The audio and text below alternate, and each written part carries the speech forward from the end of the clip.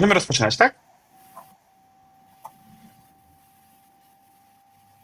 Szanowni Państwo, witam serdecznie na webinarium organizowanym w ramach projektu Krajowej Reprezentacji Doktorantów PhD Well, Zintegrowane działania na rzecz dobrostanu psychicznego i rozwoju środowiska doktoranckiego. Jest to projekt, który ma na celu wsparcie zdrowia psychicznego doktorantów, a także ich rozwoju akademickiego i zawodowego. Cykl webinariów Porozmawiajmy o szkołach doktorskich ukierunkowany jest na upowszechnienie wiedzy o prawie o szkolnictwie wyższym i nauce, w szczególności tych kwestii, które są związane z systemem kształcenia doktorantów w Polsce.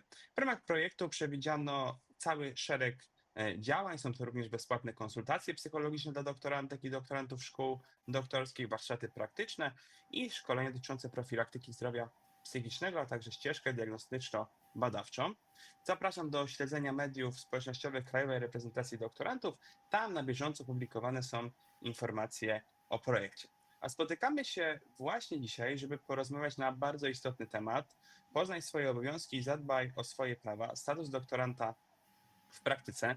Będę miał niezwykłą przyjemność porozmawiać w gronie osób, szczególnie mi bliskich, z którymi na co dzień współpracuję i ta współpraca od wielu już tak naprawdę lat układa nam się bardzo dobrze i właśnie w obszarze szkolnictwa wyższego i nauki współpracujemy celem wypracowywania rozwiązań, które wspierają społeczność akademicką, a są z nami dr Anna Kola, prodziekan do spraw organizacji i kształcenia Wydziału Filozofii i Nauk Społecznych Uniwersytetu Mikołaja Kopernika w Toruniu, badaczka edukacji elitarnej w Polsce i na świecie, realizuje zadania z zakresu szkolnictwa wyższego i nauki oraz pracy socjalnej. Dziękuję bardzo, Aniu, za przyjęcie zaproszenia.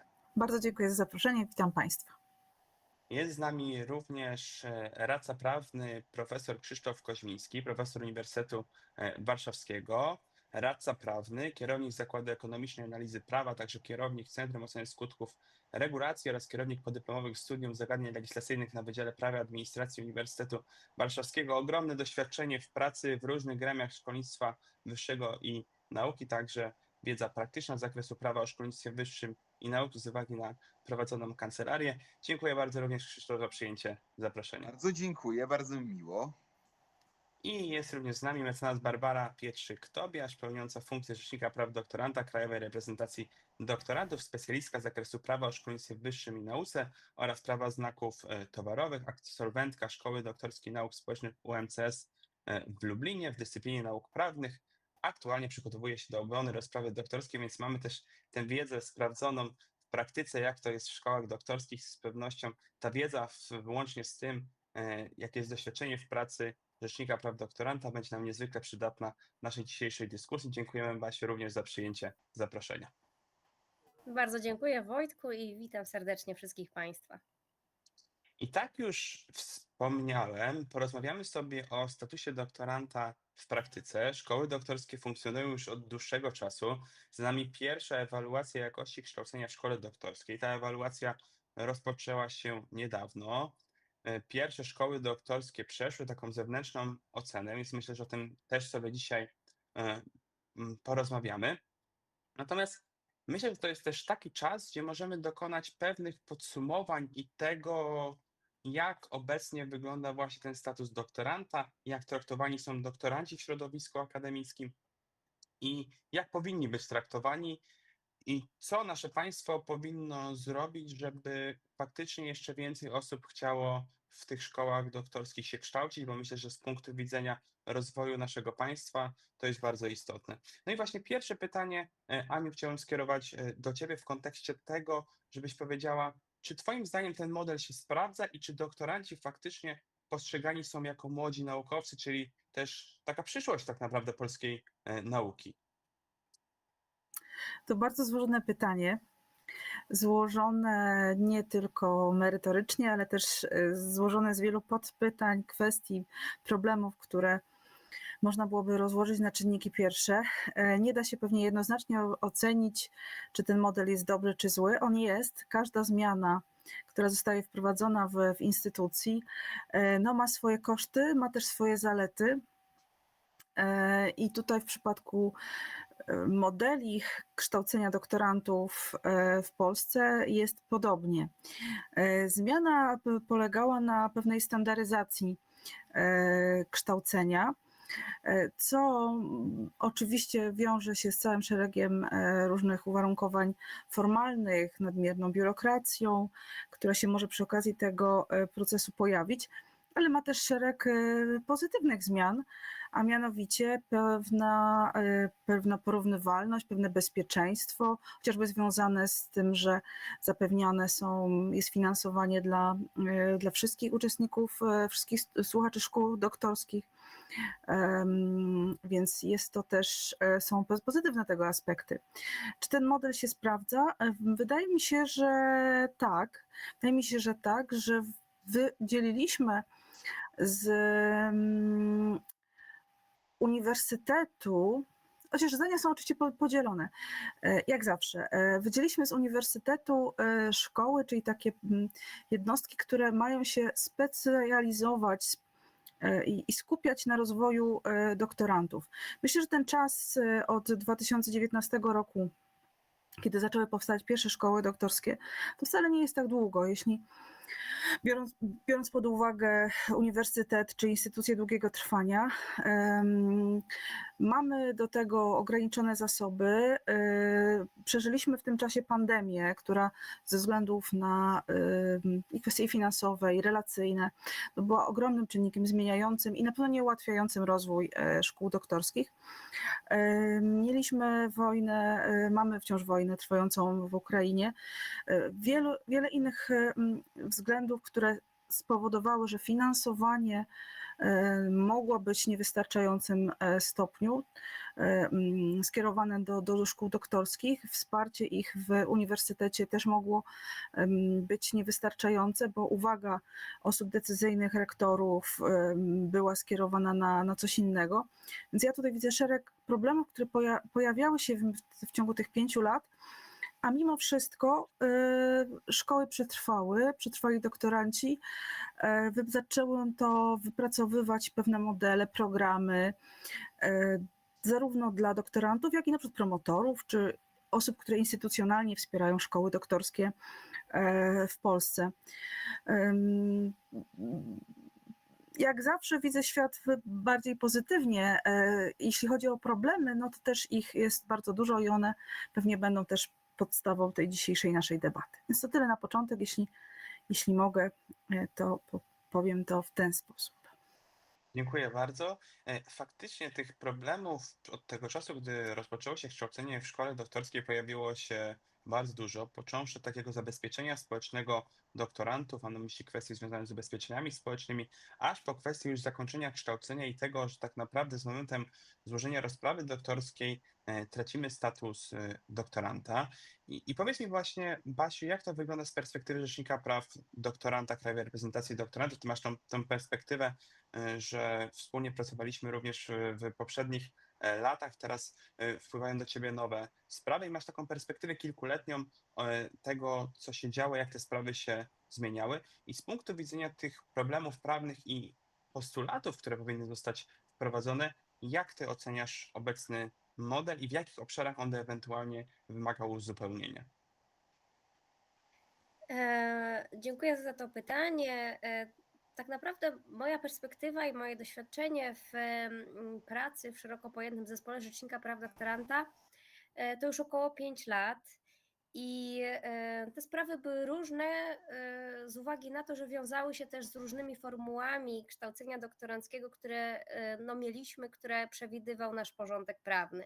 Na samym początku to studia doktoranckie dominowały, szkoły doktorskie były też modelem, który wchodził, był nowy, był na początku w mniejszości i się dopiero rozrastał. Później te modele mniej więcej osiągnęły jakąś równowagę, a aktualnie studia doktoranckie zostały wygaszone i mamy do czynienia tylko i wyłącznie z szkołami doktorskimi, a osoby, które nie ukończyły studiów doktoranckich, bronią się w trybie eksternistycznym. I w związku z tym to dość mocno też pokazywało i rzutowało na to, jakie kategorie spraw były zgłaszane do Rzecznika Praw Doktoranta. Z początku były to rzeczywiście kwestie dotyczące systemu studiów doktoranckich, systemu stypendialnego, które przewidywały studia doktoranckie, rozdrobnionego, wielość świadczeń, o które mogli się ubiegać doktoranci, różne inne kwestie, powiedzmy urlopowe. czy też kwestie związane z procedurą awansu naukowego, co też jest widoczne aktualnie, ale no, z uwagi na to, że ta procedura jest inna, no to te pytania też mają inny charakter. Później zaczęło pojawiać się coraz więcej pytań dotyczących szkół doktorskich. To było tak naprawdę coś nowego, nowe rozwiązania i one dopiero zaczynały żyć w praktyce. I to, co było napisane w tekście ustawy, to stykało się z rzeczywistością, zderzało się z tą rzeczywistością i tak naprawdę wiele problemów, które objawiło się bardzo szybko już po wejściu w życie ustawy 2.0, my dalej mamy z tym problem. Tak naprawdę szkoły zostały powołane do życia w 2019 roku, to był ten pierwszy nabór, pierwsze roczniki ruszyły tymi szkołami doktorskimi i rok później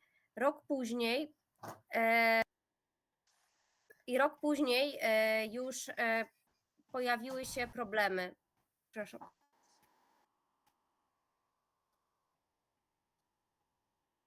Przepraszam, bo tutaj mały lokator musiał przybyć na webinarium. I wracając do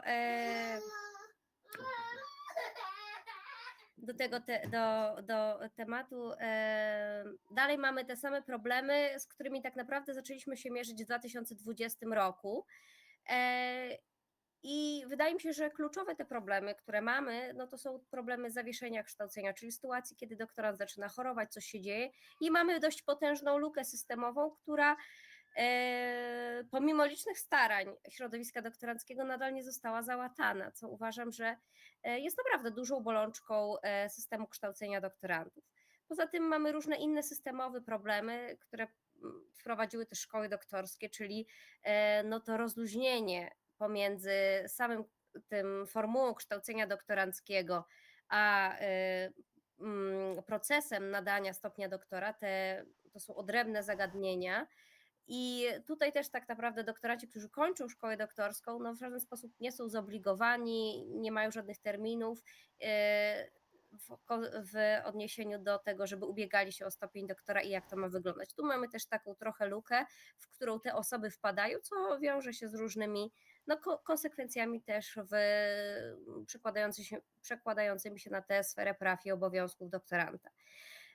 Więc te sytuacje i te problemy są różne, ale wydaje mi się, że też to jest dobry moment, żeby o tym powiedzieć, bo mamy projekt, który no nie bez powodu dotyka tego problemu zdrowia psychicznego, PhD Well, który też jest poprzedzony i tak naprawdę wydarza się wśród różnych badań, które też mają miejsce, które miały miejsce ostatnio w środowisku akademickim, chociażby raport SWPS-u, raport Rady Młodych Naukowców, czy też badania Krajowej Reprezentacji Doktorantów, które rzeczywiście nam zaczęły pokazywać, że młodzi naukowcy, doktoranci, ale także cała społeczność akademicka mierzy się z problemem w zakresie zdrowia psychicznego i w przypadku też tych młodych ludzi mamy problemy może nie tyle z formułą wypalenia zawodowego, bo może osoba, która jest na wczesnym etapie kariery, to dopiero zaczyna, ona dopiero ściera się z tym, jak ta kariera wygląda, ale z problemami, jak tak naprawdę odnaleźć się w środowisku akademickim i czy to z takim problemem, czy to jest ta droga, którą dana osoba powinna podążać.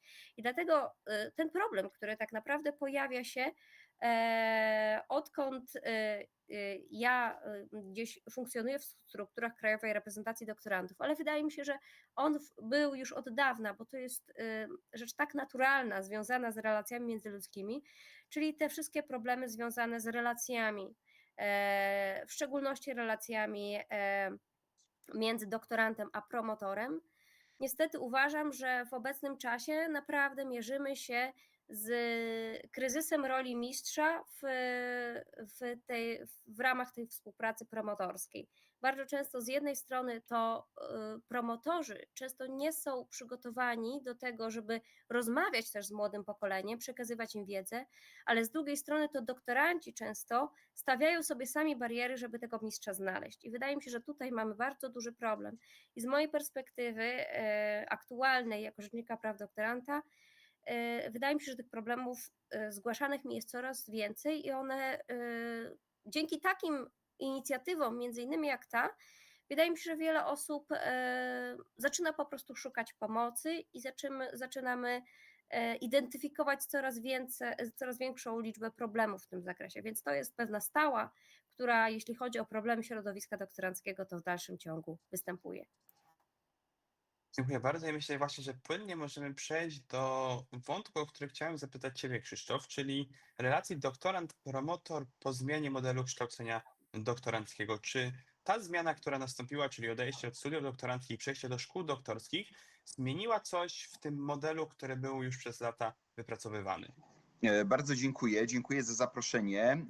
Dziękuję za to, że nie tylko, że możemy współpracować na co dzień, bo rzeczywiście tak jest. Z każdym z Państwa mam tą przyjemność, radość i satysfakcję, ale też, że możemy czasami na podobnych wydarzeniach porozmawiać sobie zupełnie otwarcie, również wtedy, jeżeli prezentujemy różne perspektywy.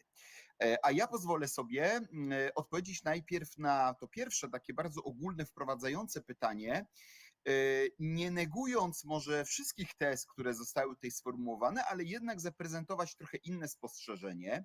Mianowicie zgadzam się z Wami, że to jest cały czas aktualnie obowiązujące rozwiązanie w świetle przepisów prawa o szkolnictwie wyższym, nauce. To są cały czas relatywnie nowe ramy prawne, może jeszcze trochę za mało czasu minęło, żeby je poddać jakiejś takiej wnikliwej, koherentnej, holistycznej ocenie.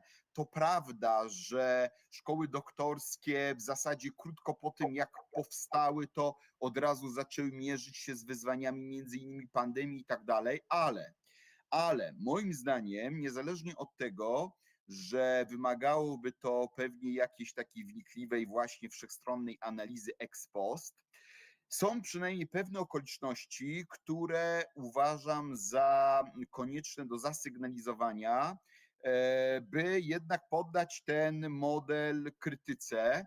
Możemy się różnić pewnie w zakresie tego, jak silna będzie to krytyka, jak daleko będą szły ewentualne postulaty de lege ferenda, ale może powiem teraz coś, co się nie spodoba doktorantom, również moim doktorantom, również doktorantom, z którymi współpracuję w ramach szkoły doktorskiej nauk społecznych na Uniwersytecie Warszawskim, już zresztą od wielu lat, gdzie prowadzę różne zajęcia, występuję na konferencjach, współpracuję z doktorantami. Rzeczywiście celem ustawodawcy było dowartościowanie doktorantów. Ja nie mam żadnych wątpliwości, że biorąc pod uwagę wiele lat i lat, kiedy sam byłem doktorantem i mam wrażenie wielu dekad w Polsce, w polskim szkolnictwie wyższym, czasów, w których jeszcze my nie byliśmy na uniwersytetach, wszyscy jak tutaj siedzimy, ale te doświadczenia znamy z opowieści. To były takie czasy, kiedy doktoranci byli, śmiem twierdzić, chyba najbardziej dyskryminowaną albo niedowartościowaną grupą w ramach korporacji uczelnianych, w ramach korporacji, jakimi są uniwersytety. Zgadzam się z tym. Natomiast nie ukrywam, że jednocześnie mam wątpliwość, czy to dowartościowanie, uprzywilejowanie, przyznanie różnych uprawnień w różnych sferach nie poszło jednak za daleko. Co mam na myśli? Ograniczę się może do jednego porównania, które samo w sobie może być już kontrowersyjne, ale jednak je sformułuję. Czy uważam, że jest trochę tak, że jeżeli jesteśmy młodymi naukowcami, to rzeczywiście przede wszystkim my powinniśmy brać udział w ostrej rywalizacji. W ostrej rywalizacji, to znaczy rywalizacji, w której, no nie wiem, czy przyznawanie nadmiernych przywilejów, praw, na przykład uniwersalnego, powszechnego systemu stypendialnego, jest rozwiązaniem efektywnym. Ja chciałbym zwrócić uwagę na to, że generalnie w polskim szkolnictwie wyższym i nauce my nie cierpimy na nadmiar środków. Raczej jest tak, że się nie przelewa, zwłaszcza jak popatrzymy na sytuację młodych naukowców, przede wszystkim młodych adiunktów. Osoby, które przygotowały doktorat, często świetny, doskonały, taki, który w innych systemach prawnych otwierałby im punkt wyjścia do pracy na czołowych uniwersytetach, do bardzo dobrze płatnych grantów i tak dalej. No, mierzymy się ze zjawiskiem bardzo niskich zarobków, jednocześnie przepensowania, tak, czyli no, wymogu ciężkiej pracy dydaktycznej. I teraz sytuacja, w której lekką ręką prawodawca przyznaje środki budżetowe dla doktorantów bardzo często, niestety z własnego doświadczenia, prezentuję obserwacje, dla których ta rywalizacja i dążenie do tego, żeby w krótkim czasie przygotować rozprawę doktorską, potem ją obronić, żeby było to punktem wyjścia do właśnie pracy już w roli pracownika, adiunkta na uczelni. No nie wiem, czy jest to rozwiązanie efektywne, tak? Z punktu widzenia tych zakładanych, deklarowanych w uzasadnieniu projektu ustawy przez projektodawcę celów, jakim miało być podniesienie efektywności kształcenia właśnie doktorantów i przygotowywanie w szybszym tempie lepszych publikacji, rozpraw doktorskich i tak dalej. Nie wiem, czy ten cel został osiągnięty. Wydaje mi się, że nie. To znaczy, wydaje mi się, że koszty są nieproporcjonalne do tych skutków, które prawodawca osiągnął.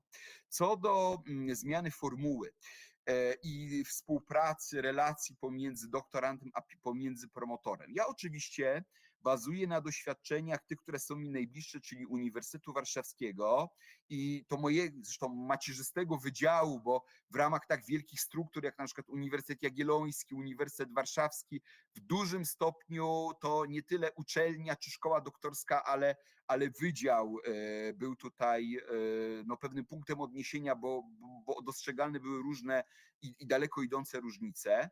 Ja mam wrażenie, że poprzedni system lepiej sprzyjał współpracy z promotorem. Oczywiście uogólniam, tak? Tak naprawdę można by powiedzieć, że jeżeli jest zaangażowany promotor, jeżeli jest zaangażowany doktorant, chemia między nimi, tak? Oni w każdym systemie pewnie będą skutecznie, efektywnie ze sobą współpracować. Natomiast mam trochę takie wrażenie, że sytuacja, w której mamy dzisiaj szkoły doktorskie, przepraszam za to, co powiem, ale mam wrażenie trochę takie instytucje o niejednoznacznym jakby statusie. Nikt do końca nie wie tak naprawdę, jaki one mają charakter, komu one bardziej podlegają, powoduje, że tworzy się pewien naturalny dystans pomiędzy promotorem a pomiędzy doktorantem. W poprzednim systemie, patrząc na moje własne doświadczenia, moich kolegów, koleżanek, gdzie studia doktoranckie były prowadzone wszystkim na wydziałach, a doktoranci byli przypisani, nie było wątpliwości, w jakich jednostkach oni wykonują nawet swoje prawo wyborcze uniwersyteckie. Nie było wątpliwości, że ich obowiązki przede wszystkim to są obowiązki na rzecz zakładu, katedry, do której są przypisani, czy zwłaszcza wydziału. Tak? Teraz powoduje rodzaj takiego rozbicia. Tak? Spotkałem się kiedyś na jednym z posiedzeń ciał kolegialnych Uniwersytetu Warszawskiego z takim sformułowaniem, takim spostrzeżeniem wypowiedzianym przez jednego ze starszych profesorów, że szkoły doktorskie spowodowały, że doktoranci tułają się tak trochę na uniwersytecie. No bo z jednej strony należą do szkoły doktorskiej, ale z drugiej strony no, do jakiego wydziału tak naprawdę, do jakiej jednostki są przypisani. Nie? Podsumowując, wydaje mi się, że z jednej strony jest tak, że dobrze zapowiadający się młody naukowiec, młody człowiek, doktorant, a jednocześnie zaangażowany promotor są w stanie dobrze, efektywnie pracować w każdych warunkach, niezależnie od ram prawnych i byli w stanie zarówno efektywnie pracować w poprzednim stanie prawnym, jak i aktualnym. Natomiast jednocześnie wydaje mi się, że przynajmniej na dużych uczelniach, takich jak na przykład właśnie największe uniwersytety, istnienie szkół doktorskich no niekoniecznie pomaga, tak? Powoduje, że mamy do czynienia z nowymi bytami, co więcej bytami trochę zbiurokratyzowanymi, to co pani dziekan Kola powiedziała. Zgadzam się z tą tezą, przynajmniej z perspektywy mojej uczelni mam wrażenie, że ta biurokracja postępuje i między innymi właśnie fakt powołania dodatkowych nowych jednostek, jakimi są szkoły doktorskie, co za tym idzie nowych obowiązków sprawozdawczych, tak jakbyśmy mieli niedostatecznie dużo tej roboty takiej administracyjnej, papierkowej, również obarczającej starszych naukowców, jakby było niewystarczające, tak? Mam wrażenie, że nowy system niekoniecznie służy właśnie podniesieniu efektywności, która była przecież deklarowana przez projektodawcę w uzasadnieniu tej nowelizacji. Dziękuję. Tak, z pewnością te rzeczy, o których mówiliśmy, czyli ta niedostateczna efektywność studiów doktoranckich, ale też głosy całego środowiska akademickiego spowodowały, że wprowadzone zostały szkoły doktorskie, powiedzieliśmy sobie o kwestii pewnych uprawnień, czyli między innymi tutaj stypendium doktoranckiego, które jest przyznawane wszystkim doktorantom i tutaj e, pewna rzecz, o której myślę, że warto powiedzieć, to to, że podczas wielu rozmów z przedstawicielami ministerstwa, jeszcze w poprzednich kadencjach Krajowej Reprezentacji Doktorantów, było tutaj podkreślane, że trzeba sobie postawić jedno zasadnicze pytanie w zakresie modelu kształcenia doktorantów. Czy chcemy, żeby doktorant zajmował się tylko przygotowaniem rozprawy doktorskiej i prowadzeniem badań naukowych? Jeżeli tak, to powinniśmy to stypendium dać na takim poziomie, żeby faktycznie ten doktorant mógł się tylko na tym skupić, a jeżeli nie, no to musimy zastanowić się nad tym modelem i być może coś z nim przeformułować, bo faktycznie czasami jest takie przejście z bycia doktorantem do późniejszej pracy, czy to w charakterze asystenta, czy adiunkta, bywa bolesne w kontekście też uprawnień, które mają doktoranci, a późniejszych realiów pracy, więc myślę, że tutaj wszyscy się zgodzimy, że musimy dążyć do tego, żeby te nakłady na szkolnictwo wyższe i naukę były jak najwyższe. I oczywiście wiemy, że w obecnych realiach w sytuacji geopolitycznej nie do końca zawsze jest to możliwe, ale Krajowa Reprezentacja Doktorantów też podejmuje wiele działań w tym zakresie. No i właśnie, Basiu, chciałem Cię o te działania zapytać i to, jak Ty podchodzisz do kwestii uprawnień w powiązaniu z obowiązkami, bo mamy pewne uprawnienia dla doktorantów, jakim jest na przykład ten powszechny system stypendialny, myślę, że to jest jedno z największych uprawnień. Z drugiej strony doktoranci mają pewne obowiązki i muszą je wykonywać. No to właśnie, jakie te doktoranci mają obowiązki i czy one są adekwatne do tego, że jest to powszechny system stypendialny? Jak to wygląda? W swojej wypowiedzi postaram się jakby pokrótce jakoś omówić te obowiązki, jakie mają doktoranci. Jednocześnie też chciałabym się odnieść w szczególności tutaj do tego, co powiedział mecenas Koźmiński, bo uważam, że to jest dużo też takiej krytycznej refleksji, ale ta krytyczna refleksja jest też potrzebna. Przede wszystkim w mojej ocenie takie wyobrażanie sobie świata idealnego, w którym doktorant zajmuje się tylko doktoratem, jest tak naprawdę fikcją, bo w dzisiejszych czasach no, mamy tak naprawdę doktorantów XXI wieku, którzy no, wydaje mi się, że w większości są ludźmi, mimo wszystko jednak również zaangażowanymi zawodowo. Widać to tak naprawdę przekrojowo w każdej możliwej dyscypliny naukowej. Mamy doktorantów, tak jak moja dyscyplina nauk prawnych, którzy bardzo często również są na aplikacjach, wykonują różne zawody prawnicze. Są nauki inżynieryjno-techniczne, gdzie bardzo wielu doktorantów funkcjonuje i pracuje w wielu zakładach pracy. Już pomijając samą formułę doktoratu wdrożeniowego, która jest tą hybrydą łączenia tej pracy zawodowej i no, implementowania właśnie jakiegoś projektu badawczego, który się wykonuje w ramach pracy naukowej na doktoracie. Ale wydaje mi się, że tutaj trzeba sobie mocno zdać sprawę z tego, że jednak dużą grupę doktorantów tworzą ci, którzy no, bardzo często łączą bardzo wiele różnych sfer i to dzięki teraz temu, że doktoranci mogą również pracować na uczelni, no często dochodzi do po prostu kumulacji różnych funkcji, różnych ról, różnych zadań, kształcenia w szkole doktorskiej, pracy zawodowej czy też pracy na uczelni. I to już jest dużo, bo bardzo często połączone jeszcze z życiem rodzinnym, to już mamy tak naprawdę full etat, 24 godziny na dobę mogą nie wystarczać. Ale uważam, że też doktorat nie jest ścieżką dla wszystkich. I wydaje mi się, że tutaj szczególnie ważne wyzwanie dla szkół doktorskich, czy też ogólnie podmiotów, które je prowadzą, w kształtowaniu racjonalnej polityki rekrutacyjnej.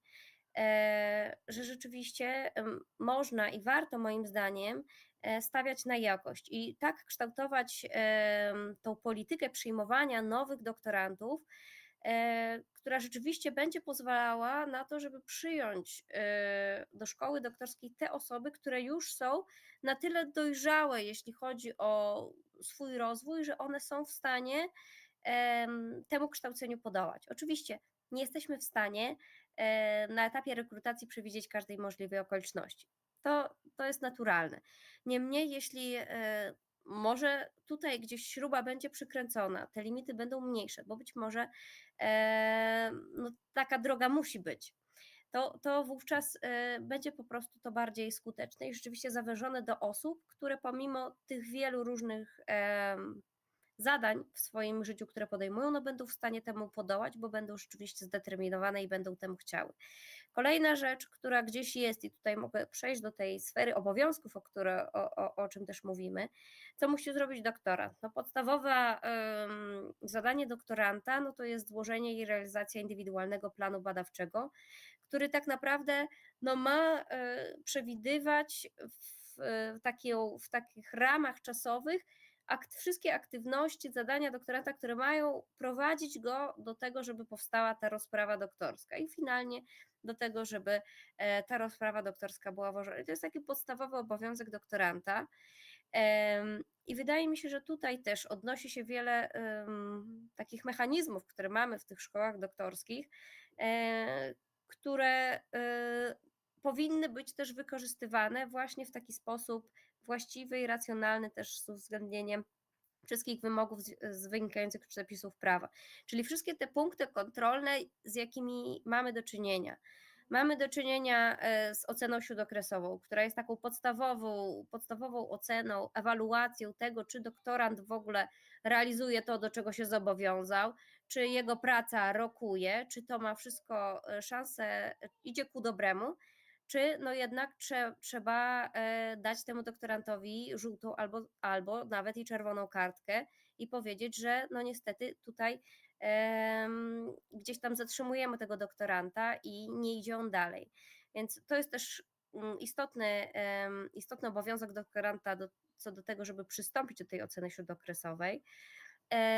No i te inne punkty kontrolne, jakie mamy w szkole doktorskiej, jakie sama szkoła doktorska może przewidzieć w ramach swojej autonomii, bo doktorant całkowicie musi przestrzegać regulaminu szkoły doktorskiej, musi wykazywać się postępem w realizacji swojej rozprawy doktorskiej. I tutaj szkoła doktorska dysponuje konglomeratem różnych środków, które no, mogą w jakiś sposób go zmuszać co do tego, żeby tą rozprawę doktorską realizował. Więc też wydaje mi się, że jeśli tutaj będzie to wykorzystywane w sposób odpowiedni, to będzie to rzeczywiście służyło jakości temu. Wielu doktorantów no może po prostu na etapie wcześniejszym pożegnać się ze swoją ścieżką kariery już na tym etapie, a nie gdzieś na końcówce. Więc to też jest moim zdaniem istotne, żeby no, szkoła doktorska te wszystkie rozwiązania wykorzystywała. I zgadzam się też z tym, co tu zostało powiedziane, czyli tym takim może trochę osamotnieniem, wyodrębnieniem tej formuły szkół doktorskich, która też w mojej ocenie nie sprzyja jakości kształcenia, dlatego że też ze swojego doświadczenia też miałam wrażenie, że ja jestem poza nawiasem całej wspólnoty, całego środowiska akademickiego, mojego wydziału, mojej katedry, bo tak naprawdę no nic mnie nie łączyło. Niekiedy no są różne środki tam przewidywane ku temu, żeby gdzieś tam tego doktoranta włączyć, no ale to też jest uznaniowe, to może, to nie musi. I to różnie funkcjonuje. No ja miałam takie doświadczenie, że tak naprawdę no ja w ogóle nie miałam potrzeby, żeby się pojawiać na wydziale swoim w ogóle, więc no uważam, że mimo wszystko, jeśli mówimy o tym i chcemy, żeby doktoranci czuli się włączeni, czuli się częścią tej wspólnoty akademickiej, to też uważam, że wyodrębnianie ich, stawianie ich poza nawiasem nie do końca służy temu celowi i nie do końca też służy tym wszystkim tutaj szlachetnym ideom, o którym mówimy, czyli no właśnie temu, żeby dbać o ich dobrostan i tego, żeby czuli się jakąś częścią tego systemu. I tu też wydaje mi się, że to jest problem systemowy, bo jeśli dajemy doktorantom bardzo wiele uprawnień, bo ja bym nie krytykowała w taki sposób może aż tak stypendium powszechnego systemu stypendialnego, bo wydaje mi się, że on wiele osób zachęca rzeczywiście do tego, żeby podejmować to kształcenie Rzeczywiście dla tych osób, które tylko w akademii widzą swoją karierę, no tak naprawdę no, to jest pewien surogat wynagrodzenia i ma to jakąś funkcję stymulującą. Więc tutaj można się spierać, ale uważam, że no jest pewien systemowy problem, gdzie musimy, no jakby funkcjonujemy w systemie hierarchicznym. I moim zdaniem jest ważne to, żeby nie iść w kierunku feudalności, ale zachowania zdrowej hierarchii tego systemu. Jeśli mamy problem wynagrodzeń profesorskich i nagle stawiamy doktoranta też na bardzo wysokim poziomie i gdzieś jeszcze tam znajduje się asystent, który no tak naprawdę już mamy zjazd pewnych uprawnień, wydaje mi się, że tutaj jest to systemowe trochę niespójne i nie sprzyja tego, żeby każdy w tym można powiedzieć, ekosystemie środowiska akademickiego czuł, że jest też w odpowiednim miejscu i ma swoją funkcję i realizuje jakieś swoje cele związane z tym, tak naprawdę no, z tym, co go definiuje, z pracą, która go definiuje. Więc wydaje mi się, że tutaj potrzeba jest pewnych refleksji, debaty na temat tego, jakie są różne perspektywy, bo no, perspektywa doktorantów jest taka, że oni się cieszą z tego, że mają stypendia, a systemowe spojrzenie na to zjawisko może być już trochę różne. Więc kończąc już i przychodząc jeszcze do różnych obowiązków doktorantów, tak naprawdę wszystko skupia się co do tego, żeby realizować to, do czego się zobowiązaliśmy w indywidualnym planie badawczym, też przestrzegać tych wszystkich wewnętrznych postanowień, przepisów uczelni, przede wszystkim regulaminu szkoły doktorskiej. Więc to są dwa podstawowe obowiązki, jakie mamy, ale wydaje mi się, że tu też jest dużo obowiązków, można powiedzieć, o charakterze też miękkim, że jesteśmy w pewnym środowisku, które też tworzymy i istotne jest to, żebyśmy my, jako doktoranci, sami też czuli odpowiedzialność za to, jak wygląda ta wspólnota akademicka i też jak wygląda cała społeczność doktorancka danego podmiotu. Wydaje mi się, że to też jest ważne z perspektywy doktorantów, pamiętać o tym obowiązku, w szczególności realizacji pewnych swoich uprawnień przez struktury samorządu doktorantów. Wydaje mi się, że potrzebne jest rzeczywiście, żeby każda grupa, która gdzieś tam funkcjonuje w środowisku akademickim, miała jednak poczucie tego, że spoczywa na niej no, pewien ciężar odpowiedzialności za to, za cały kształt funkcjonowania danej jednostki, danej wspólnoty i przede wszystkim no, reprezentowania tych swoich interesów i uczestnictwa, też czynnego uczestnictwa w tych różnych uprawnieniach, które gwarantuje ustawa. Jeśli chodzi o samorząd doktorantów, no to uzgodnienie regulaminu szkoły doktorskiej, opiniowanie programu kształcenia, no czy też uczestnictwo w tym procesie uzgodnieniowym, powoływania osoby, która no, opiekuje się tymi sprawami doktoranckimi. Uważam, że to jest szalenie istotne, zwłaszcza też w kontekście dbałości o dobrostan, no tutaj mówimy o środowisku doktoranckim, żeby też no tak naprawdę nie oddawać tych uprawnień, nie lekceważyć tych uprawnień, tylko z nich korzystać, bo tak naprawdę no jeśli doktoranci nie zawalczą też o swoje prawa, no to ciężko oczekiwać, żeby kto inny o nie walczył. Więc to też kończę może takim apelem do doktorantów o to, żeby o zaangażowanie w to, jak funkcjonują. Dziękuję bardzo. I myślę, że teraz jest doskonały moment, żeby w perspektywie tego, co sobie powiedzieliśmy, czyli o kwestii tego, że doktoranci są troszkę w tej strukturze uczelni nie wiadomo w jakim miejscu, ale jednocześnie muszą realizować wysokiej jakości badania naukowe, realizować indywidualny plan badawczy, przygotowywać wysokiej jakości rozprawy doktorskie. Chciałbym zapytać o kwestię zapewnienia przez podmiot prowadzący szkołę doktorską warunków do prowadzenia wysokiej jakości badań naukowych. Tutaj też na Uniwersytecie Mikołaja Kopernika w Toruniu prowadzimy badanie ankietowe mające na celu zbadanie tych potrzeb całej społeczności doktoranckiej i studenckiej. Do tego też serdecznie zapraszamy, żeby wskazywać, jakie są potrzebne i co uczelnie i instytuty powinny robić, aby ta jakość prowadzonych badań przez doktorantów była jak najwyższa. I właśnie w tym kontekście chciałbym Ciebie, Aniu, zapytać, w jaki sposób szkoły doktorskie powinny stwarzać warunki doktorantom do prowadzenia wysokiej jakości badań naukowych.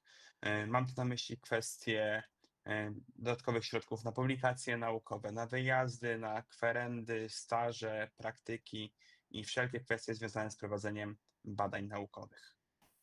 I znowuż przekrojowe pytanie, ale jeśli pozwolisz, Wojtku, to ja się odniosę do tego, co powiedział i pan mecenas, i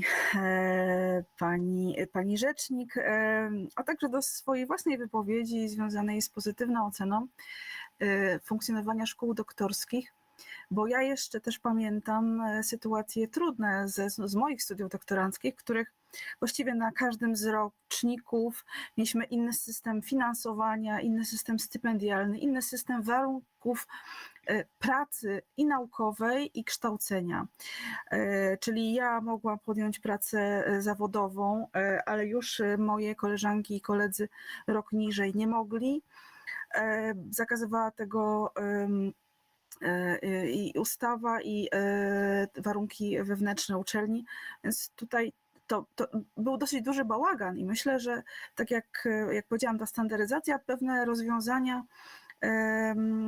no, wyprostowała. Sytuacja jest dosyć klarowna, przy czym nie odebrała autonomii uczelni w tym zakresie. Nie postrzegam też funkcjonowania szkół doktorskich jako bytów odrębnych. One są wpisane w strukturę uczelni i tak powinno to wyglądać. Tutaj oczywiście jako socjolożka poruszam się w sferze idei. Weberowskie typy idealne są mi wyjątkowo bliskie. Jako instytucjonalistka się tutaj tym pomysłem też cieszę, bo w takiej idealnej, modelowej sytuacji wypracowujemy i na poziomie systemu, na poziomie państwa, ministerstwa i jego finansów cały rozbudowany system wsparcia karier młodych akademickich, w których, tak jak powiedziałam, są przygotowane do tego i instytucje, i też osoby, które sprawują opiekę i promotorską, i zajmują się kształceniem. Któż z nas nie pamięta na studiach doktoranckich zajęć, które były współprowadzone ze studiami magisterskimi, właściwie uczyliśmy się tego samego i to chyba nie o to chodziło, tak? Tutaj ten cały system myślenia o kształceniu na poziomie 6., 7., 8. poziomie krajowej ramy kwalifikacji no, został wprowadzony w życie. Czy w sposób doskonały? Na pewno nie. Stąd ta dyskusja jest tak między nami tak ważna, by pokazać, co jest dobrą stroną szkół doktorskich, a co jest rzeczywiście słabą. Myśmy prowadzili tutaj w gronie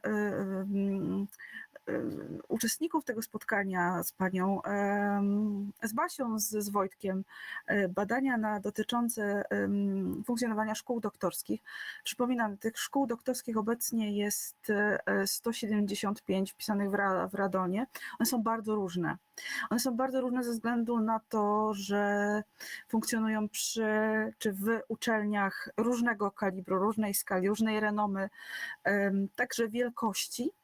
One funkcjonują przy okazji różnych dyscyplin, dziedzin nauki.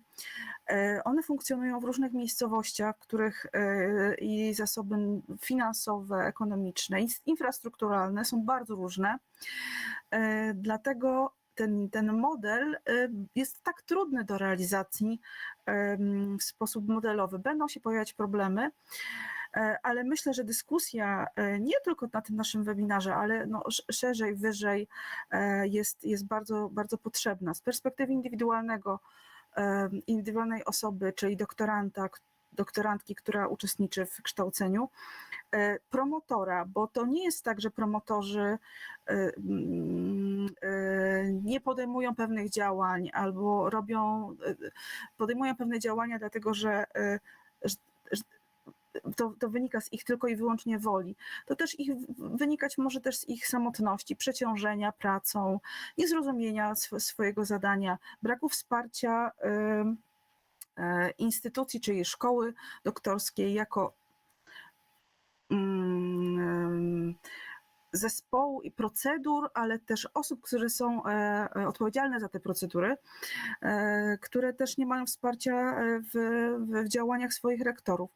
Więc tych problemów jest tutaj naprawdę dużo. I jeśli chodzi o kwestie naukowe, bo tak naprawdę to myślę, że to była główny cel tej reformy kształcenia doktorantów. Przypomnę, że przed reformą współczynnik sukcesu, czyli obrony doktoratu w przypadku osób będących na studiach doktoranckich, czy na studiach trzeciego stopnia, czy jakkolwiek się to kiedyś nie definiowało, bo tak naprawdę tych sposobów dojścia do doktoratu było bardzo dużo, to było 40%. Próbowałam dzisiaj się przygotować i znaleźć ten współczynnik. Nie wiem, czy wy może Basiu albo Wojtku kojarzycie, jaki jest tutaj ten współczynnik obrony. No, Kilkanaście. Bardzo spadł. Przepraszam, że się wtrącam, ale nie, właśnie jak sięgniemy do statystyk, to one niestety są, przynajmniej bazuje na informacji z zeszłego roku, to oczywiście jakimś uśrednieniu z różnych szkół doktorskich. I niestety on moim zdaniem obrazuje właśnie nieefektywność reformy, dlatego że ten stan był niesatysfakcjonujący. Rzeczywiście on był około 40% po uśrednieniu w poprzednim stanie prawnym, aktualnie kilkanaście procent, tak? Czyli to pokazuje, że mimo wpompowania pieniędzy wcale efektywność nie wzrosła. Pytanie jest, skąd ta niska efektywność? Czy to jest, bo statystyki są, statystyki to liczby, tak? Bo być może w tych kilkunastu procentach są osoby, które zostały negatywnie ocenione po 2 latach. Prawda? Po prostu one nie weszły już później do tej próby, do tej grupy osób, które mogły wzmocnić tą 40%, więc może to stąd wynikło. To jest tak naprawdę pytanie do ministerstwa, by zająć się tym problemem szerzej. No, kilkanaście procent to jest bardzo, bardzo mało i jak mówię, jeśli biorąc pod uwagę cele tej reformy, czyli wzmocnienie polskiej nauki, to jest to niepokojące. I tak jak zaczęłam swoją wypowiedź, że te 175 szkół doktorskich funkcjonuje w bardzo różnych warunkach, to też ma różne narzędzia do tego, by naukę uprawiać. Są duże uczelnie, takie jak Uniwersytet Warszawski, czy Uniwersytet Jagielloński, czy inne pozostałe 8 uczelni idubowych, które mają i środki z ministerstwa ze względu na bycie właśnie uczelnią badawczą, czy środki grantowe, krajowe, czy też zagraniczne. Na pewno realizacja tego celu jest tam po prostu łatwiejsza niż w sytuacji mniejszych uczelni, które tych grantów mają mniej. To są fakty i na pewno wśród tych 175 szkół doktorskich te, które efektywnie naukę realizują i pozwalają doktorantom te cele właśnie osiągać, jest to mniejszość. Tak, to może na ten moment tyle. Dziękuję bardzo. Jak widać, tych problemów, które poruszamy jest bardzo dużo. Ja myślę, że o kwestii skuteczności będziemy mogli sobie dopiero powiedzieć z uwagi na to, są jeszcze osoby na przedłużeniu kształcenia w szkołach doktorskich. Żeby tak faktycznie stwierdzić, czy ten model jest skuteczny, czy nie, to musimy jeszcze chwilę poczekać, ale oczywiście te statystyki są niepokojące, pokazują, że jakby osoby, które w terminie pewnie miały ukończyć kształcenie w szkole doktorskiej, że to się nie dzieje, ale pewnie tutaj wpływ miała też pandemia i inne czynniki, które są i myślę, że też to powinniśmy wziąć pod uwagę. No i właśnie, Krzysztof, zapytałem o kwestię tej udzielania pomocy, wsparciu instytucjonalnym w prowadzeniu badań naukowych. Jak ty podchodzisz do tego tematu? Bardzo dziękuję, bardzo dobre pytanie. Ja w ogóle powiem wam, że moim zdaniem problemem polskiej nauki na każdym szczeblu, znaczy profesorów, tak zwyczajnych, uczelnianych, adiunktów, uczelni czy innych instytucji naukowych, jako podmiotów, jako organizacji jest zbyt mała konkurencja. Znaczy w tym sensie, że mam świadomość, tak? To jest trochę takie niepopularne. Ja nie neguję tego, o czym powiedziałyście, to znaczy o tym, że mamy do czynienia e, z licznymi na przykład problemami natury emocjonalnej, chorobami i tak dalej, które są również wywołane stresem generowanym przez uczelnie jako środowiska hierarchiczne, środowiska, gdzie mamy pewną presję i czasową, i mamy ludzi czasami trudnych, z wielkim ego. Absolutnie tego nie neguję. Natomiast, no mówiąc zupełnie brutalnie, uważam, że żeby mieć dobrą naukę, musi być spełnionych kilka okoliczności. Na pewno jedną z okoliczności jest konkurencja, drugą z okoliczności są pieniądze. Uważam, że niedostatecznie realizowana jest zarówno pierwsza, jak i druga okoliczność. To znaczy konkurencja na przykład w rywalizacji o środki grantowe, rzucenie dużych środków właśnie w ramach bardzo różnych konkursów. Znaczy uważam, że środowisko naukowe, akademickie jest bardzo zróżnicowane, ma bardzo różne potencjały. To jest ważne, żeby doceniać nie tylko doktorantów, ale w ogóle ludzi uczelni za różne ich cechy, tak?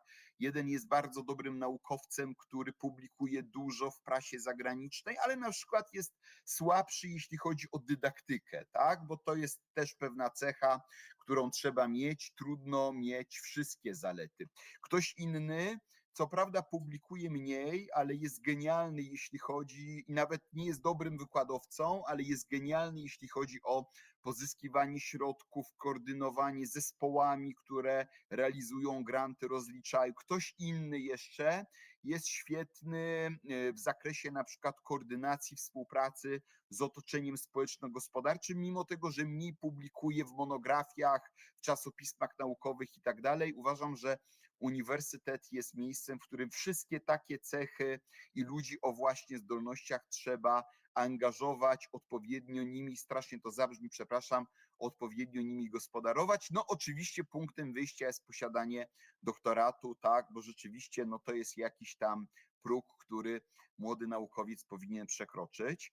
Uważam, że tej konkurencji powinno być więcej. Druga rzecz, że generalnie powinno być więcej pieniędzy, która moim zdaniem w ramach konkurencji, podkreślam, również jeśli chodzi o profesorów uczelni, powinna być angażowana. Ale wracając do tego podstawowego wątku, no to na przykład proszę zwrócić uwagę, to tutaj mówiła pani rzecznik, mówiła pani dziekan, wprowadziły nowe przepisy instytucji indywidualnego planu badawczego. Teraz tak, uważam, że sama idea stojąca za IPB jest dobrą ideą, natomiast mam wątpliwości, czy ona się dobrze przełożyła na obowiązujące przepisy, na obowiązujące procedury, bo uważam, że rzeczywiście powinniśmy uczyć od najwcześniejszych lat osoby prowadzące czy aspirujące do prowadzenia pracy badawczej, naukowej pewnego porządku, dyscypliny, odpowiedniej organizacji, przewidywania, racjonalności. No,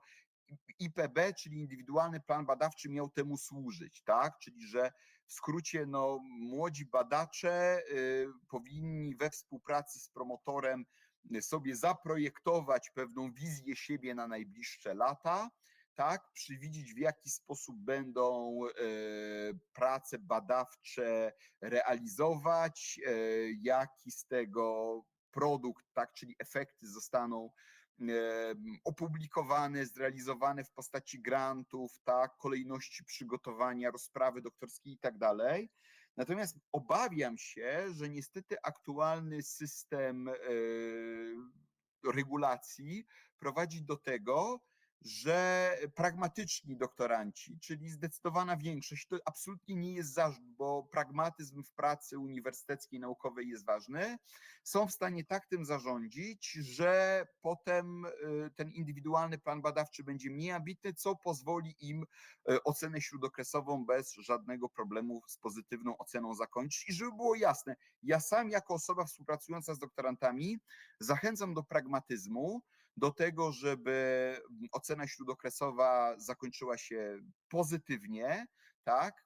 a wiadomo, że w kryterium w niej jest właśnie realizacja indywidualnego planu badawczego. No ale z drugiej strony pojawia się pytanie, a co z tymi doktorantami, tymi bardzo ambitnymi, którzy sobie narzucą daleko idące jakieś zobowiązania, zadeklarują znacznie więcej, znacznie wyżej. No moim zdaniem efekt jest taki, że we współczesnym systemie, w tych ramach aktualnie obowiązujących prawnych, no oni będą po prostu ostrzej rozliczani, tak? Czyli niejako sami generują wyższe ryzyko uzyskania negatywnej oceny śródokresowej, a z drugiej strony w zasadzie niewiele dostają za to w formie nagrody. Tak? Ja uważam, że system powinien nagradzać. Co można robić, żeby nagradzać? No, mamy bardzo rozbudowany dzisiaj, i to dobrze, system różnego rodzaju konkursów, grantów, dofinansowań, bardzo różnych, tak? Bo to nie są tylko te ustanowione przez prawodawcę w przepisach prawa powszechnie obowiązującego, czyli w ustawie i rozporządzeniu. To są nie tylko te, które wynikają z różnych leges speciales w stosunku do prawa o szkolnictwie wyższym, nauce, czyli z różnych przepisów szczególnych, ale to są również bardzo liczne jakieś granty, programy dofinansowania, takie, które albo mają swoje źródło w działalności różnych podmiotów prywatnych, tak? Coraz częściej różni przedsiębiorcy, firmy, albo na przykład jednostki organów samorządu terytorialnego, tak? Albo jeszcze inne jakieś organy władzy publicznej, na co dzień niezaangażowane w zadania w zakresie prawa o szkolnictwie wyższym, nauce, takie właśnie różne zachęty oferują. Takie zachęty mogą oferować oczywiście uczelnie. I zgadzam się w pełni z tym, co zostało powiedziane. Jest to relatywnie łatwe z perspektywy uczelni dużych, a zatem bogatych, tak, takich jak na przykład największe uniwersytety czy politechniki. Jest to trudniejsze w przypadku uczelni, czyli szkół doktorskich, na przykład właśnie tych mniejszych, mających swoje siedziby poza dużymi miastami.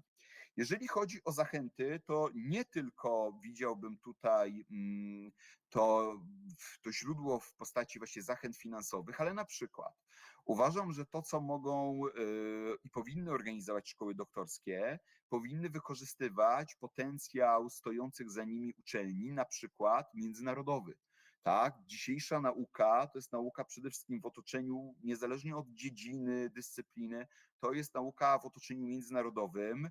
Przyjeżdżają różni visiting profesorowie, ostatnie lata postęp cywilizacyjny, technologiczny, a nawet w końcu sama pandemia, która uświadomiła nam, że 99% naszych różnych aktywności jesteśmy w stanie realizować online, może z trochę gorszą jakością, to prawda, ale jednocześnie przy nieangażowaniu wielkich środków, tak, jesteśmy w stanie organizować wykłady gościnne, seminaria z udziałem wybitnych profesorów zagranicznych, nie płacąc jednocześnie za ich bilety, tak, bo jeżeli połączymy się raz do roku z jakąś postacią bardzo wpływową dla danej dziedziny, dyscypliny, tak, która poprowadzi zajęcia z doktorantami, to może być bardzo inspirujące, nie? Jestem wielkim w ogóle zwolennikiem tego, żeby właśnie inwestować w umiędzynarodowienie, ale nawet nie tylko rozumiane w taki sposób, że publikujemy za granicą, zachęcamy do publikowania za granicą, występowania na konferencjach, czy właśnie angażowaniu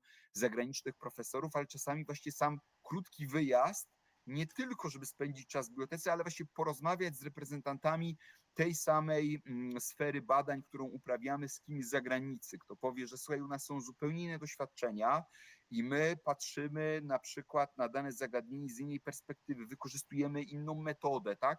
Może być niesamowicie inspirujące. Taki, moim zdaniem, taki właśnie wywiad, rozmowa przy kawie, tak, czy lunchu, czy nawet networking w trakcie konferencji gdzieś tam w kuluarach, w części nieoficjalnej, on jest w stanie bardzo inspirująco zadziałać na młodych doktorantów, również właśnie tych z Polski. Zatem uważam, że szkoły doktorskie mają wielkie pole do popisu.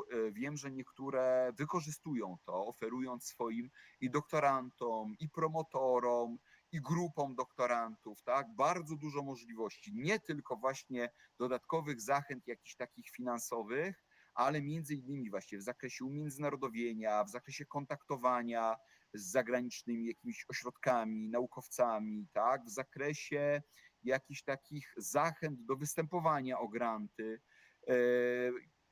Powiem szczerze, że o ile, jak zresztą łatwo się zorientować, to nie jest zresztą pierwsza taka dyskusja, którą prowadzimy, ja nie jestem nadmiernym fanem aktualnie obowiązujących przepisów. Uważam, że one pod wieloma względami są raczej wadliwe, tak, i życzyłbym sobie zmian. Jestem w stanie konkretne postulaty de lege ferenda wskazać.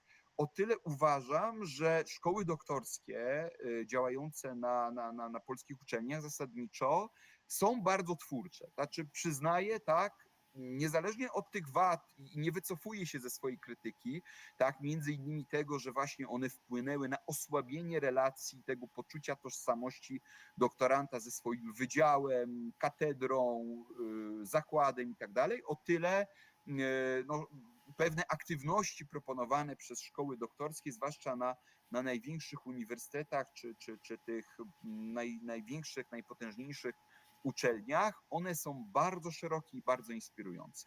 Dziękuję. Ja tylko chciałam dodać, bo to jest bardzo ważne, co powiedział Krzysztof a propos międzynarodowienia, że pamiętajmy, że w polskie uczelnie 65 polskich uczelni funkcjonuje w ramach sojuszy europejskich.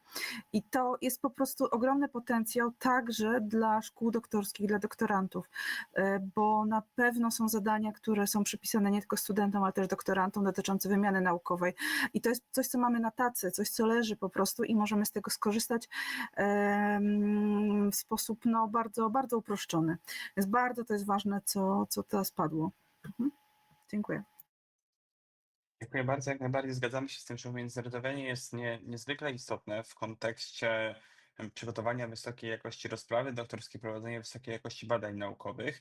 Teraz chciałbym przejść do kolejnego czynnika, który już podkreślaliśmy, że jest takim bardzo istotnego z punktu widzenia społeczności doktoranckiej, czyli relacji doktorant-promotor. I Basiu, pytanie do Ciebie, bo mamy też takie pytania tutaj na czacie, chciałem, żebyście się do tego odnieśli. Co robić w przypadku, gdy promotor nie wykonuje swoich obowiązków, nadmiernie może wykorzystuje tutaj doktoranta do dodatkowej pracy, doktorant nie jest zadowolony z tej współpracy, czy promotor ma jakieś konkretne obowiązki i co tutaj powinna taka osoba zrobić, która spotka się z takim problemem, który jak wiemy jest problemem bardzo dużym, o czym już wspominałaś, to jest jeden z takich problemów, które najczęściej w ostatnich czasach się pojawia i to jest problem też, który niestety bardzo trudno rozwiązać. Tak jak mówiłam, rzeczywiście te problemy na linii doktorant-promotor są coraz częściej zgłaszane i coraz bardziej widoczne.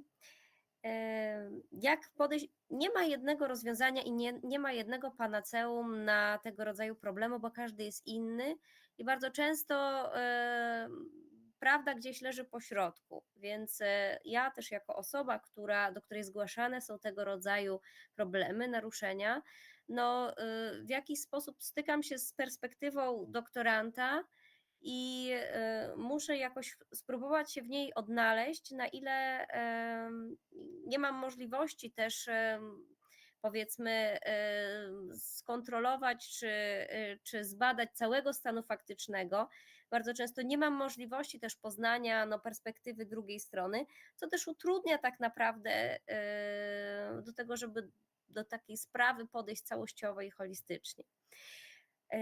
Niemniej przede wszystkim, może wychodząc od takiej strony, warto jest, żeby w różnego rodzaju aktach wewnętrznych uczelni, regulaminach szkoły doktorskiej, w jakiś sposób precyzować katalog obowiązków promotora, bo aktualnie mamy taki przepis, który tak się to ładnie mówi, że to jest taki deontologiczny obowiązek sprawowania opieki, obowiązek nauczyciela akademickiego, żeby sprawować opiekę promotorską nad doktorantem, tylko deontologiczny, nie mamy żadnej sankcji za to, też właściwe jest z jednej strony, że jeśli ktoś nie czuje się na siłach, to wkładanie mu doktoranta nie wydaje się projakościowe i nie wydaje się, że coś dobrego z tego wyniknie.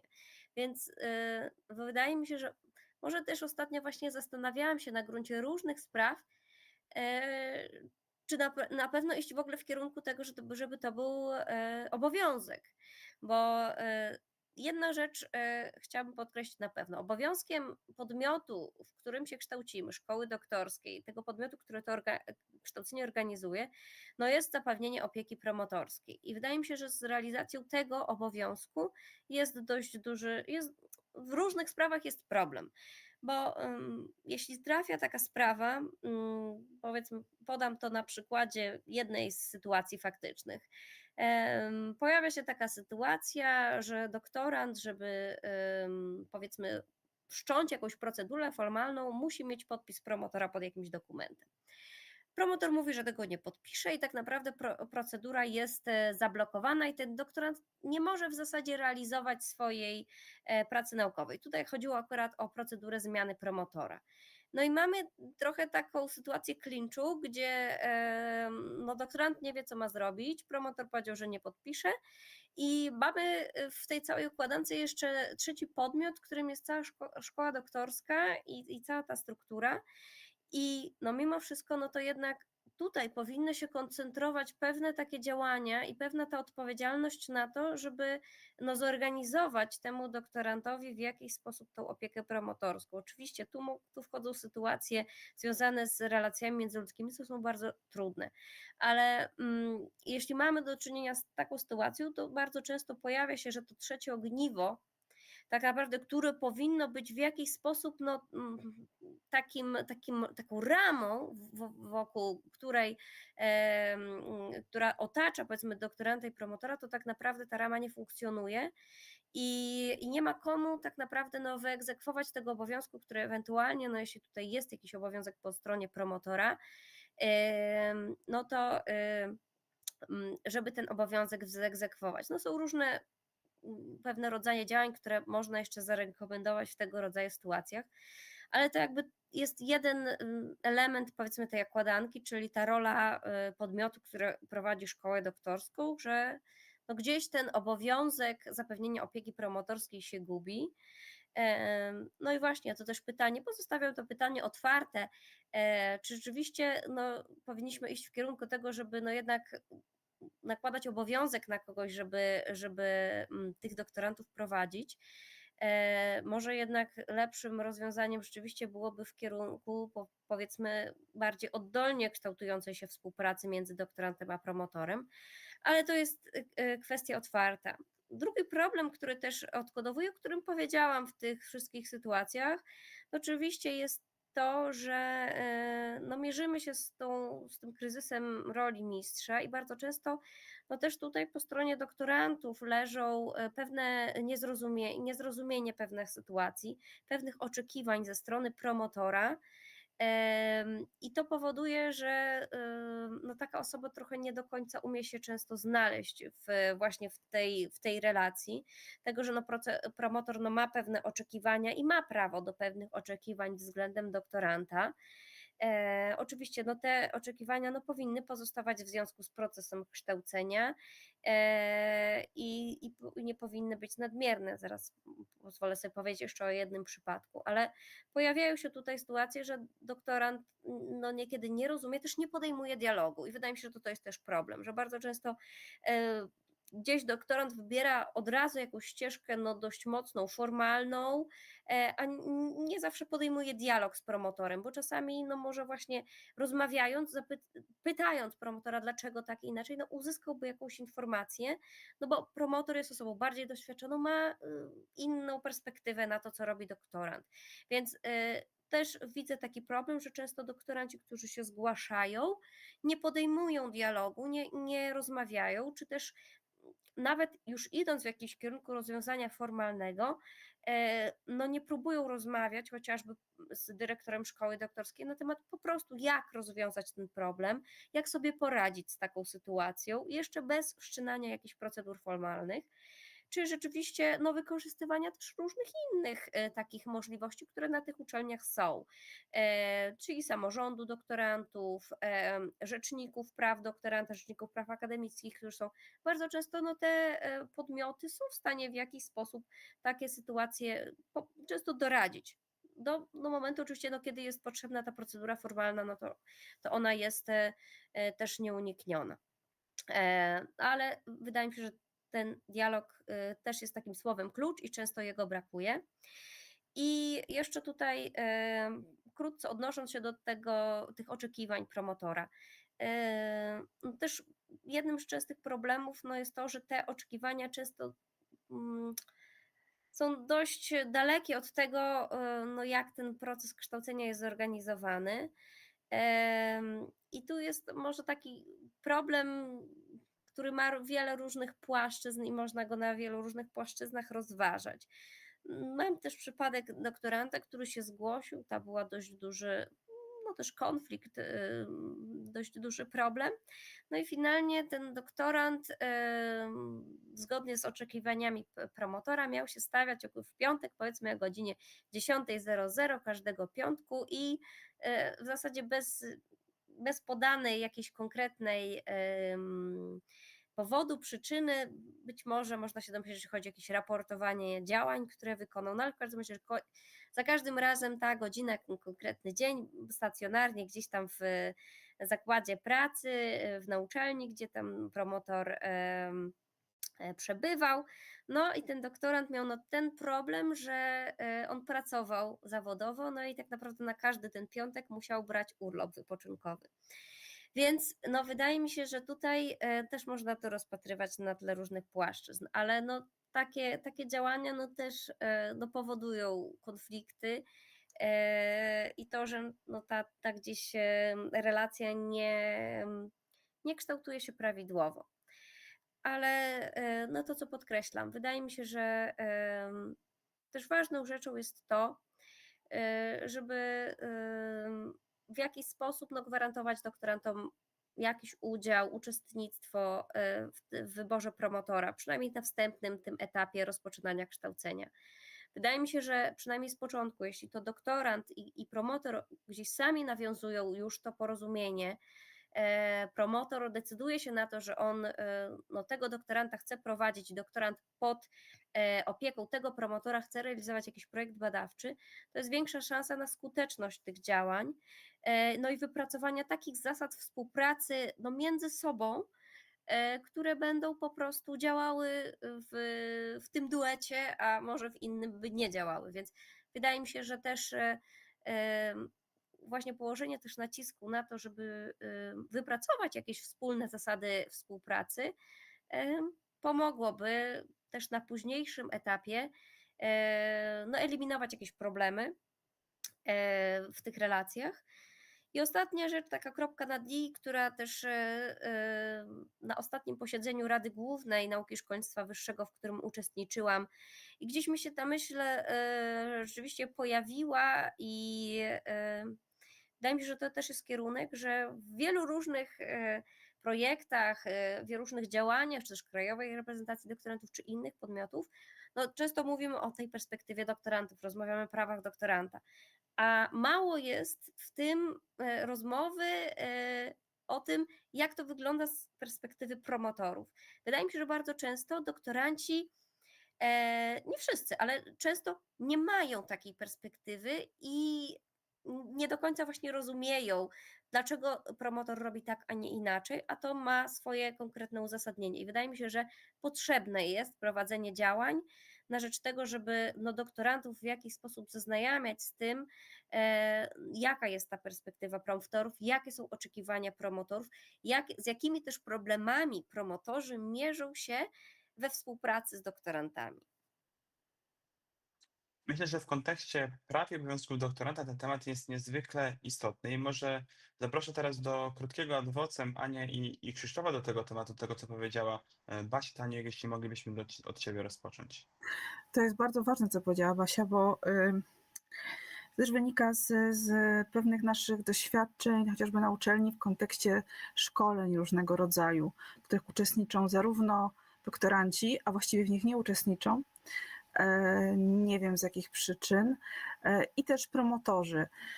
Obecnie przygotowaliśmy pewien wniosek grantowy, także w którym byliśmy pod uwagę również dyrektorów szkół doktorskich, promotorów, tak by wzmocnić ich kompetencje do odczytywania i rozumienia tego procesu, który no, ma miejsce pomiędzy promotorem właśnie a doktorantem. Tutaj Basia kilka razy użyła słowa oczekiwanie. Ja strasznie nie lubię tego słowa, bo wiecie, w innym języku, w ludzkim języku to znaczy potrzeby. Bo oczekiwania są po prostu potrzeby i zrozumienie potrzeb tych formalnych związanych z rozwojem, z realizacją indywidualnego planu badawczego to jest jedno, ale są też potrzeby no, takie ludzkie, związane z komunikacją, które niestety najczęściej generują konflikty i problemy. Nie wiem, jakie jest tutaj wasze doświadczenie, ale moje prodziekańskie i też bo zajmowałam się mistrzostwem w kontekście właśnie studiów doktoranckich kiedyś tam dawno temu, no wynikało z tego, że nie rozumiemy się często jako ludzie, nie umiemy komunikować swoich potrzeb i nie rozumiemy swoich ról. To jest naprawdę bardzo, bardzo ważne. Stąd moja też rozmowa z dyrektorami naszych szkół doktorskich, 5, o ich potrzebach i tutaj wynikło jednoznacznie, że oni też chcieliby wzmocnić jakość tej relacji, tych sposobów kształcenia. Widzę duże zaangażowanie, nie tylko tych osób, których na przykład dotyka ewaluacja szkoły doktorskiej, ale wszystkich osób, które tę formę prowadzą. Dla grona 500 u nas w uczelni doktorantów. Myślę, że to jest bardzo duża liczba, by zaspokoić potrzeby czy oczekiwania wszystkich. Wymagana jest, konieczna jest personalizacja. Mówimy o personalizacji kształcenia na poziomie studiów 1. stopnia, 2. stopnia, a potem przechodzimy do doktoratu i okazuje się, że to jest jeden wielki worek. Być może powinniśmy tutaj też zastosować te kryteria, tą wartość personalizacji, by jak na indywidualizacji ścieżki rozwoju doktoranta wprowadzać w życie. Więc tutaj bym powiedziała o tym. Powiedziałabym o wzmacnianiu kompetencji dydaktycznych osób, które prowadzą kształcenie w szkołach doktorskich. To jest bardzo ważne. Jeśli NCBR określa wsparcie nauczycieli akademickich, głównie kierując się kształceniem studentów, bardzo ważne jest, by nie zapominać o kształceniu osób, które prowadzą kształcenie właśnie w szkołach doktorskich. Wynika to z innych celów, prowadzenie badań, publikacja, prezentacja badań naukowych, prowadzenie zespołów, to są zupełnie inne kompetencje, do których też trzeba być przygotowanym. Więc tych kwestii jest naprawdę bardzo, bardzo dużo i wierzę, że wspólna dyskusja nad tymi problemami może nas tylko do przodu posunąć. Dziękuję. Dziękuję bardzo i Krzysztofie, mógł Cię poprosić o krótkie podsumowanie tej części naszej dyskusji. Jasne. To tak, zgadzam się oczywiście w pełni z paniami, że dobra współpraca promotora z doktorantem, ale analogicznie ze studentem, na przykład przygotowującym pracę magisterską, czy nad którym dany tutor, patron i tak dalej obejmuje opiekę, jest kluczowa. I teraz tak, ja bym tego nadmiernie nie formalizował, to znaczy uważam, że uregulowanie im bardziej szczegółowe, im bardziej dokładne, rozbudowane w przepisach prawa powszechnie obowiązującego czy prawa wewnętrznego będzie tylko i wyłącznie generowaniem fikcji. Co więcej, proszę pamiętać, że mówimy o środowisku, w którym mamy ludzi o bardzo różnych postawach. Mówimy o pracy twórczej, gdzie różne rozwiązania się sprawdzają. Czy bywa tak, i to mówię na podstawie własnych doświadczeń, również obserwacji innych relacji w środowisku szeroko rozumianym naukowym. Czasami bardzo dobra współpraca pomiędzy promotorem a doktorantem czy studentem to taka, w którym dochodzi do niewielkiej liczby spotkań, pozostawia promotor bardzo dużo swobody, a właśnie wtedy jest proces twórczy, dlatego że ten przygotowujący rozprawę, pracę, artykuł, dzieło i tak dalej, lubi, jak pozostawia mu się swobody, przychodzi już z gotowym tym produktem. Mi się na przykład w tym roku zdarzyło na moim seminarium magisterskim, że kilku studentów przyniosło w zasadzie gotowe, oczywiście oni uczestniczyli w moim seminarium magisterskim, wielokrotnie omawialiśmy różne zagadnienia, przynieśli od razu gotowe, świetne prace, które oceniłem, a rzadko to robię na ocenę celującą. W zasadzie trudno mi było powiedzieć, czy nawet tam jakiś przecinek dostawiłem, może co najwyżej 1, 2 do gotowej pracy i potrafią być tacy doktoranci. Nie dlatego, że są lepsi, gorsi, absolutnie nie, po prostu mamy różny styl prowadzenia, to jest jak praca twórcza, tak? A są jednocześnie osoby, które permanentnie lubią czuć ten oddech, podobnie jak, nie wiem, dobry pracownik taki, który lubi, jak mu się pozostawi dużo swobody, bo lubi brać odpowiedzialność na siebie, ale też taki, który się czuje lepiej z tym, że na przykład blisko jest jego przełożony, który pomaga mu na przykład podejmować decyzje, bierze odpowiedzialność, więc ja bym tego nie formalizował. Zwróćcie uwagę na jeszcze jedną rzecz. My mówimy o dopiero wstępie do pracy w środowisku, które będzie wymagało, jeżeli doktorant zdecyduje się w nim pozostać i ten doktorat zrobi, uzyska stopień, będzie permanentnie wymagał do końca życia szukania kompromisów, rozwiązań. No proszę zwrócić uwagę, no o jakiej pracy mówimy? O takiej, że my musimy na przykład regularnie z kimś się dogadywać, tak, albo z innym profesorem, albo z naszym jakimś podwładnym w ramach katedry zakładu, czy poprowadzi dane zajęcia, kiedy te zajęcia będzie prowadził, czy będzie prowadził rano, czy w weekendy, tak? Kwestia decydowania w zakresie stopni naukowych, oczywiście jasne, decyduje przede wszystkim jakość, ale czasami tak może się okazać, że zostałem recenzentem w postępowaniu dotyczącym pracy, gdzie się zupełnie nie zgadzam z tezami, nie podoba mi się metodologia, ale jestem zmuszony przyznać, że to jest rzetelnie zrobione, tak? Że jednak ta recenzja powinna być pozytywna, tak?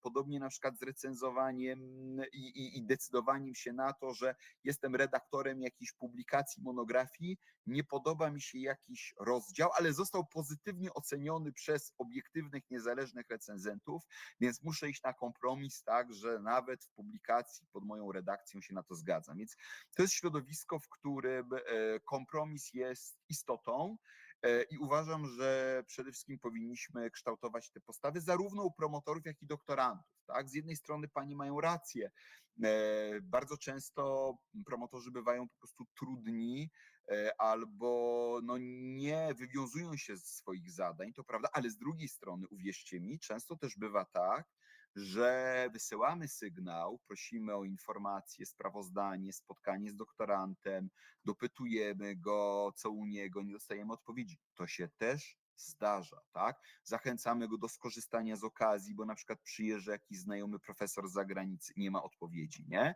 Więc musimy rzeczywiście tutaj brać pod uwagę te dwie perspektywy i takie może ostatnie moje spostrzeżenie, które być może będzie pozytywnym właśnie zamknięciem tej naszej ciekawej dyskusji, to to, że ja zawsze uważam, że dobra, owocna współpraca pomiędzy starszym naukowcem, tak, czy będzie nim tutor, patron, promotor, czy nawet przełożony, potem w ramach hierarchii uniwersyteckiej, a młodszym, to jest nawet nie tyle kwestia zainteresowań naukowych, czy podobnych poglądów, czy przyjmowania podobnej metody, ale właśnie jakiejś takiej, powiedziałbym, chemii emocjonalnej, tak? Znaczy, uważam, że dobrym zwyczajem jest to, jeżeli ta współpraca zostanie rozpoczęta już wcześniej, tak, nie zawsze jest taka okazja ku temu, ale po pierwsze jestem wielkim zwolennikiem dobrowolności, tak, w podejmowaniu tej współpracy,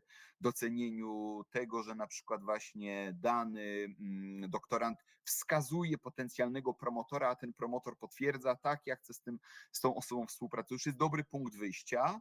Po drugie, jeżeli mają właśnie no, podobne podejście, tak, są w stanie zarządzić trudnymi sytuacjami, nawet jeżeli ten promotor nie jest idealnym specjalistą w ramach danego zagadnienia, tego takiego merytorycznego, któremu jest poświęcona ta planowana rozprawa, ale dobrze współpracuje się obu stronom w tej współpracy właśnie z doktorantem, tak, to uważam, że jest to znacznie bardziej owocne niż dwóch naukowców, jeden młodszy, drugi starszy, którzy się dobrali, bo łączy ich wspólne zainteresowanie naukowe, wspólne zagadnienie, ale są zupełnie inni, tak, pod względem, nie wiem, pracy, emocjonalnym i cały czas tam iskrzy, a takie sytuacje znam, pewnie wy też znacie. Wydaje mi się, że ten pierwszy układ jest lepszy. Bardzo dziękuję.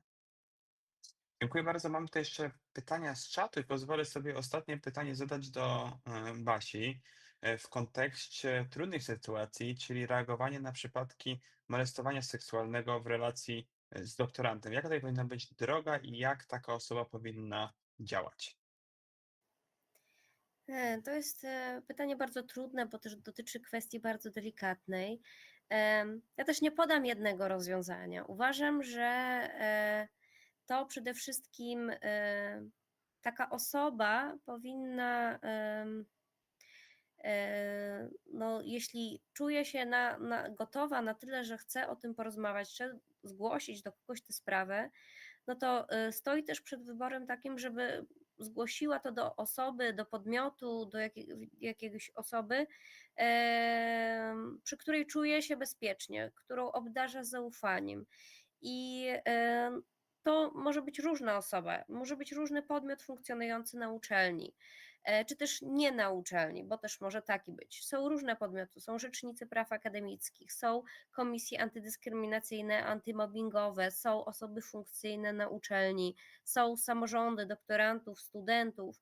Jeśli są też bardzo często poradnie psychologiczne, centra mediacji, to są też takie jednostki, które na uczelniach funkcjonują. No jeśli ktoś czuje, że któreś z tych miejsc obdarza zaufaniem i będzie się czuł bezpiecznie, żeby porozmawiać, jak ma postępować z tą sprawą, to wówczas no tak najlepiej, to jest najlepszy sposób postępowania, też w zgodzie ze sobą, ale jeśli no wśród uczelni ktoś nie ma takiego poczucia bezpieczeństwa, zaufania, to być może właściwym krokiem będzie poszukanie tej pomocy poza stricte murami uczelni, czyli szukanie pomocy psychologicznej, szukanie pomocy prawnej, fachowego pełnomocnika, czy też specjalisty w zakresie zdrowia psychicznego i dalsze działanie. Więc tutaj nie ma jednej dobrej drogi. Ważne jest to, żeby też ze strony, może nie ze strony tej osoby, która doświadcza tego problemu, tylko rzeczywiście, żeby tworzyć te miejsca zaufania, takie, które będą rzeczywiście cieszyły się zaufaniem społeczności akademickiej i no, wszystkie osoby, które doświadczają jakichś problemów, będą czuły się bezpiecznie, że mogą w takie miejsce się zgłosić i ich problem zostanie rozwiązany. I oczywiście, jeśli jest taka potrzeba, no to oczywiście również, jeśli chodzi o doktorantów, no to jest Rzecznik Praw Doktoranta, Krajowej Reprezentacji Doktorantów. Również staram się, jak tylko mogę, w granicach swoich kompetencji pomagać. Niemniej, no, bardzo często no, ta pomoc jest potrzebna jest pomoc wielopłaszczyznowa i takiej pomocy też taka jest udzielana przez inne podmioty. Dziękuję bardzo. Z pewnością tych podmiotów, do których można się zwrócić ze środowiska akademickiego, ale też spoza środowiska jest bardzo dużo, do czego serdecznie zachęcamy. Dobiega czas końca naszego dzisiejszego spotkania. Prosiłbym o tylko krótkie podsumowanie. Jedną rzecz, którą byście zmienili w modelu kształcenia doktorantów, tak żeby to kształcenie było bardziej skuteczne. To jest bardzo trudne pytanie i zaczniemy od Ani, od ciebie.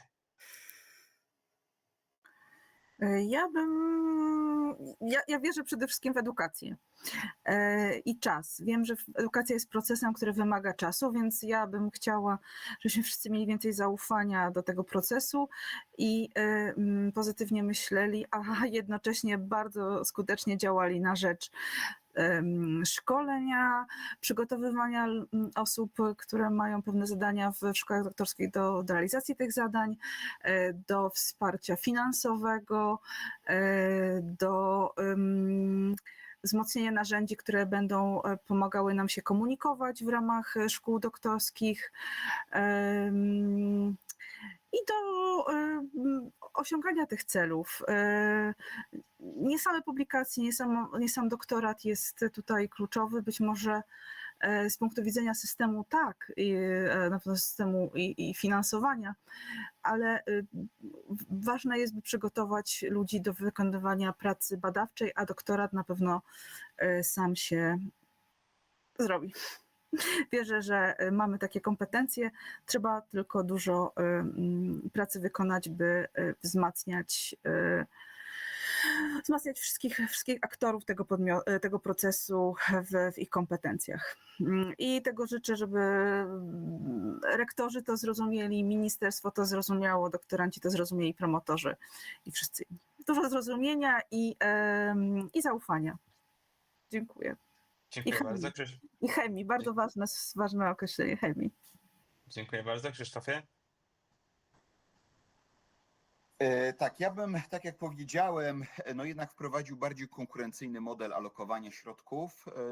Nie twierdzę, żebym odebrał, zniósł jakiś ten powszechny, uniwersalny system stypendialny, ale uzależniłbym wysokość wypłacanych środków w zależności od jakiegoś zobiektywizowanego kryterium albo kryteriów, czyli w pewnym momencie na drugim roku, na trzecim roku po prostu bym przyznawał więcej środków bardziej produktywnym, młodym naukowcom, podobnie zresztą jak adiunktom, profesorom i tak dalej, no a po prostu mniej tym, którzy czy z punktu widzenia punktów, czy może z punktu widzenia jakiegoś innego, no są mniej produktywni. Dziękuję bardzo. I Basiu, z twojej perspektywy krótkie podsumowanie? No z perspektywy też przedstawiciela Krajowej Reprezentacji Doktorantów, no nie mogę powiedzieć nic innego, jak wdrożyć te wszystkie postulaty, które są zawarte w strategii wdrażania postulatów środowiska doktoranckiego. Wydaje mi się, że o to też walczymy. Ale od siebie mogę powiedzieć, że mi się wydaje, że niekoniecznie te zmiany systemowe są najważniejsze. Ja też się tutaj przychylam do tego, co mówiła Ania. Wydaje mi się, że bardzo dużo problemów i możliwości ich rozwiązań leży też w naszej mentalności, też w naszych różnych barierach, które mamy w sobie. Wydaje mi się, że wszelkie działanie na rzecz tego, żeby to środowisko było nie było takie feudalne, tylko właśnie każdy czuł swoje miejsce w tym środowisku i czuł swoją podmiotowość, będzie rzeczywiście sprzyjało ku temu, że będziemy uważać to za całą naszą wspólną rodzinę i wszystkie nasze działania pojmować w kategoriach wspólnego celu. Dziękuję bardzo. Tego wszystkim życzymy. Moimi Państwa gośćmi byli dzisiaj dr Anna Kola. Dziękuję bardzo. Radca prawny doktor habilitowany dziękuję. profesor UW Krzysztof Koźwiński. Dziękuję bardzo. I radca prawny Barbara Pietrzyk-Tobiasz. Ja nazywam się Wojciech Jubasiński. Miałem przyjemność poprowadzić nasze dzisiejsze spotkanie. Dziękujemy Państwu i do usłyszenia. Dziękujemy. Do zobaczenia. Do Dzięki. widzenia.